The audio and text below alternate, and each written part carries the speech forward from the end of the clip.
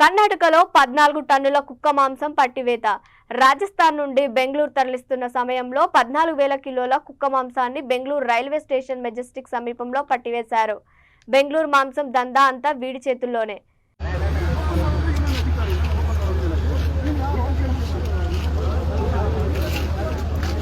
ಸ್ನೇಹಿತರೆ, ಇಲ್ಲಿ ಕಾಣ್ತಿರುವಂಥದ್ದು ಎಲ್ಲ ರಾಜಸ್ಥಾನದಿಂದ ತರಿಸಲಾಗಿರೋ ನಾಯಿ ಮಾಂಸ. ಈ ನಾಯಿ ಮಾಂಸನ ಮಟನ್ ಅಂತ ಹೇಳ್ಬಿಟ್ಟು ಪ್ರತಿ ಹೋಟೆಲ್ಗೂ ಸಪ್ಲೈ ಮಾಡ್ತಾ ಇದ್ದಾರೆ. ರೈಲ್ವೆ ಸ್ಟೇಷನ್ ಹತ್ರ ಇದೆ. ಇಲ್ಲಿಗಲ್ ಆಗಿ ತರಿಸ್ತಿರುವಂಥದ್ದು.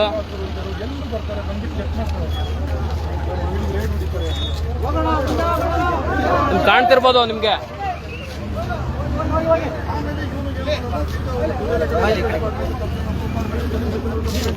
ಸ್ನೇಹಿತರೆ ನಮಸ್ತೆ.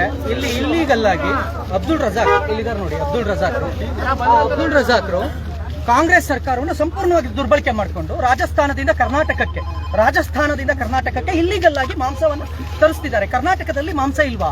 ಇಷ್ಟು ಮಾಂಸ ನೋಡ್ಬೋದು. ನಿಮಗೆ ಅಲ್ಲೊಂದು ಮಾಂಸ ಇದೆ, ನಿಮಗೆ ತೋರಿಸ್ತೀನಿ. ಅದೆಷ್ಟು ಗಲೀಜು. ಇಲ್ಲಿ ಎಲ್ಲರೂ ನೋಡಿದಿರಲ್ವಾ?